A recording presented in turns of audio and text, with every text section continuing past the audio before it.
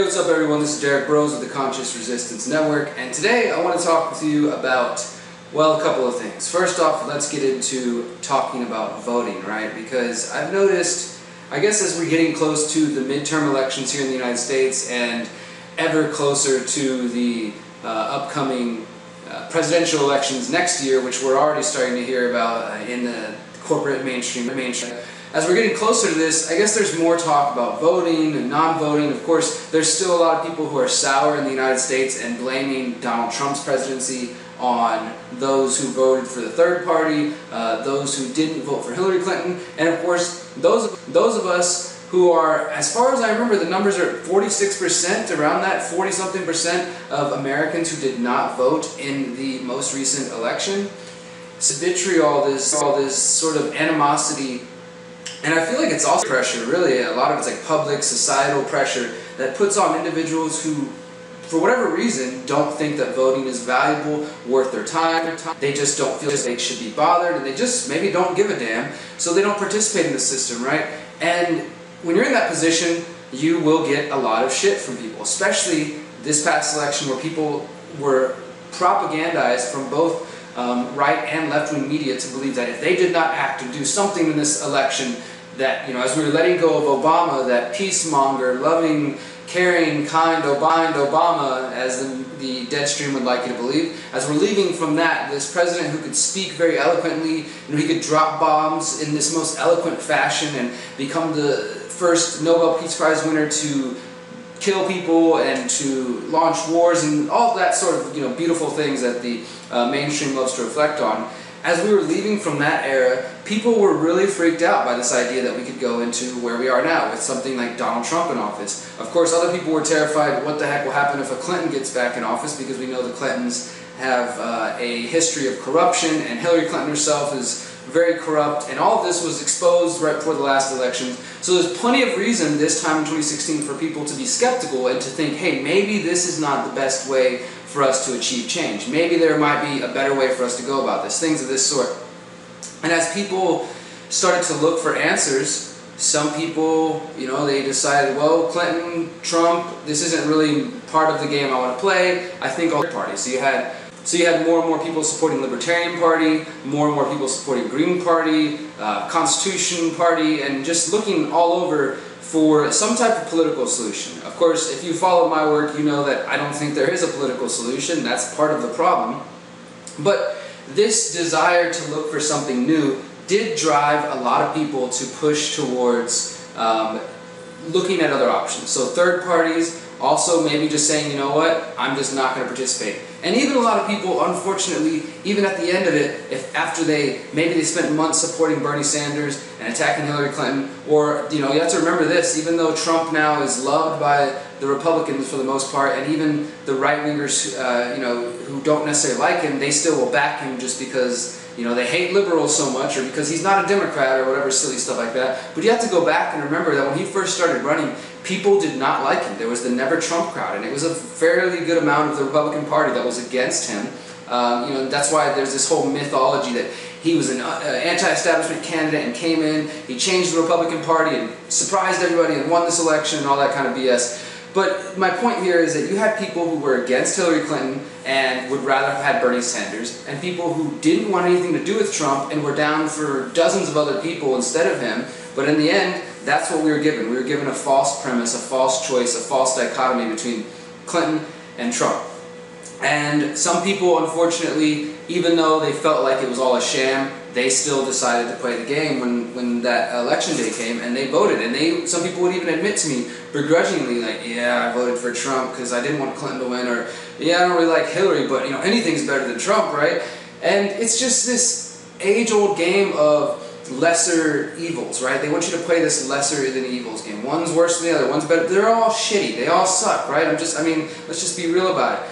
There is very rarely a candidate out there that's going to spend the time and the energy and the effort to run for president that is going to be worth a damn. Now, I'm sure some of you out there, though, are saying, hey, but what about your good buddy Adam Kokesh? And I know many of you have kind of got on board with Adam's campaign, and I will say this, because I've talked about this in the past, I believe in a multi-pronged attack, right? So we need some people who maybe choose to work in the political arena. I would say focus locally, not federally.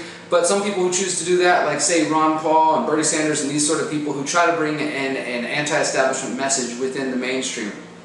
And sure, you could say that's effective to some degree. It helps grow movements, it helps spread ideas and things of that sort. But I don't think it'll ever be any successful anti-establishment campaign. Like at best, you can hope to sort of get some media coverage, pull away a few votes, but in the end, the system's going to march forward, and all you've really done is gotten more people to invest their time, energy, and efforts back into that same system. Sure, they're voting for somebody that's more in line with their values. They're not playing the mainstream system. They're not, voting for the two parties. But at the end of the day, they're still playing the game, and so I don't really think that that's a valuable solution. But there are people looking for those solutions, right, and looking in that direction. People are starting to actually say, hey, maybe there's a third candidate. Maybe, people are looking to the Libertarian Party. The Libertarian Party recently had their national convention. I think they're seeing a lot of growth in different ways. Again, I'm very much taking a Kantian stance on this, and I'm anti-Libertarian Party, anti-political party in general. Partyarchy, as Samuel Konkin put it, will never achieve freedom. Mainly, one of my favorite quotes from him is that he said that liberty grows individual to individual, person by person. It cannot grow on the mass scale. Like mass conversion is basically impossible, is what he was saying, is that so you have to have this face-to-face kind of individual education and conversation with people for them to really understand self-governance and self-ownership and the golden rule and non-aggression and the seventh generation principle and all these great ideals that I believe in and that I'm dedicating my time and energy into. That is the way I vote. I'm voting every day with my actions and my time and my energy, right? And I'm sure some of you out there choose to do the same thing. You don't play the political game, but you also play a big role in your community, or you play a big role for your family or your particular subset of community that you are involved in. And some of you out there, though, maybe you're just of the apathetic type. And to be quite honest, I prefer those of you who look at the political situation or you look at the news and you say, I don't give a shit. I don't care about that. I couldn't care less. I feel like I can work with you guys better than I can work with these people who are so bought into this system, right? I mean, if somebody is a statist and one way or the other, whether they like the Democrats or the Republicans, or I'll even say whether they like the Libertarians or the Green Party, just because you're a third party doesn't mean you're sort of immune to this. If somebody's so bought into that system and that all of their energy and efforts are only going to go towards voting, towards getting petitions and recruiting new voters, and just that whole game, then I don't really have much that I can say to you. We don't have a lot in common. We don't have, we have maybe similar goals, but we're going about it differently. But while I'm spending time trying to build community, you're trying to spend time getting people to sign petitions. And again, I believe multi-pronged attack, but I don't think that we're all without criticism. Okay, so I think that you can choose to spend your time how you want, but when you put your energy into the political game, you're basically wasting your time, and your time can be better spent. Your vote, instead of just being once every 2 years or 4 years in a voting booth in a machine, pressing that button or writing on that piece of paper, you can vote every single day with your words and your actions by the way that you treat yourself, by the way that you treat your community, by the way that you eat, by the businesses that you support through your purchases and through your time and energy, by the communities that you support through your time and energy and efforts, by the information that you share. These are all ways for you to vote with your actions, to vote with your eyes, ears, your very being, not just going and pressing a button and hoping that somebody's going to solve things for you. So what I would say to you out there, stop blaming other people. Stop blaming other people. Stop blaming other people. The non-voters didn't create Trump. The non-voters didn't create the military-industrial complex. The non-voters didn't say, let's go bomb other people in other countries. The non-voters didn't, create indefinite detention of American citizens. The non-voters didn't poison the food supply and the water supply and the air. The non-voters did not create this corporatocracy, this intersected, incestual relationship between government and corporations and all of their various interlocking groups, what I'm calling the pyramid of power. The non-voters did not create that. In fact, we are saying no more. We don't want to part in it. We don't want to participate. We're going to put our energy elsewhere. And so I would invite you, my friends, if you're a non-voter but you're an apathetic non-voter, I would encourage you to get involved in some way. But don't think that you have to get involved by being involved with politics or voting or that sort of thing. There's so many other ways that you can get involved.